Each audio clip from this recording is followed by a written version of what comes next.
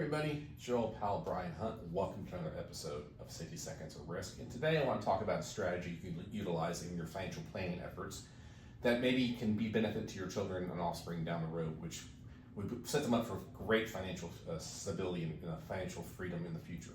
And let me walk you through it. I think many of you know 529 plan is spent and used for the purposes of colleges. And what you do, you take money, you invest it into a 529 plan, it grows tax-free. And then if you pull it out for the purpose of college expenses, it can be used tax-free as well.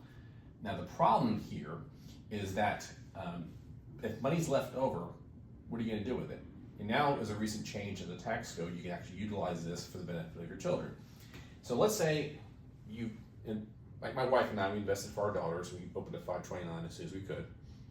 We invested regularly and often and kept our eyes on the horizon. Never tried to time the market, and as a result, we had money in the account to help my daughters graduate from college with no debt.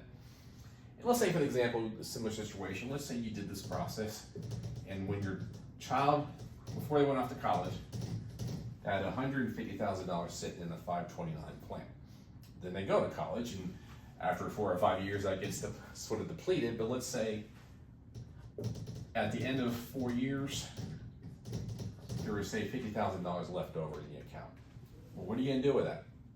Well, you might want to think, well, I'm going to give it to my kid. Well, the problem is, if they send it direct to the kid, they're going to get taxed on it, but also there's a 10% penalty for taking out funds from 529 if it wasn't used for the purpose of college. Now, you might want to think, okay, well, I'll give my money to the kid, he can send it to a Roth IRA. Again, since this person is actually possessing the money and taking it, they're going to get taxed, so you don't want to do that.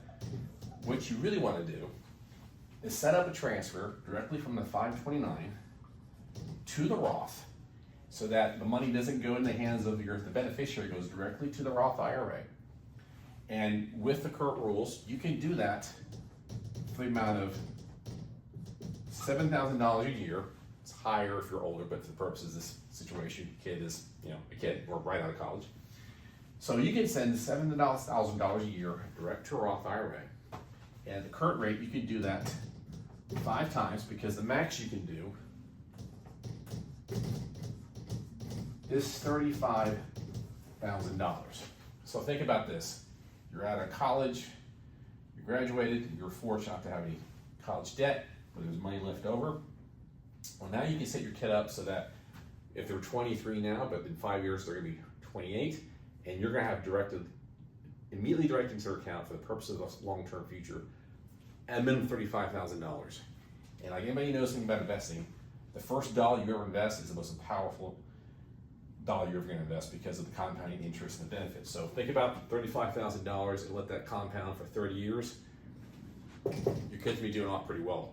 And that's the whole point, is try to hopefully use these assets that was the benefit of the college, but now you can set up for long-term financial stability.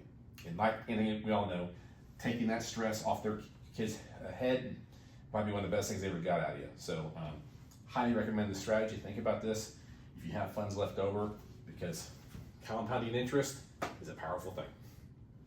Like all things, guys, I hope you found this topic beneficial. If there's a certain topic or individual you'd like to see, please post a note on LinkedIn. You can also subscribe to this my YouTube channel to find this video and all my other videos. You can also find the links to these videos on the website formerly known as Twitter, Blue Sky, Substack, and Facebook. Until next time, guys.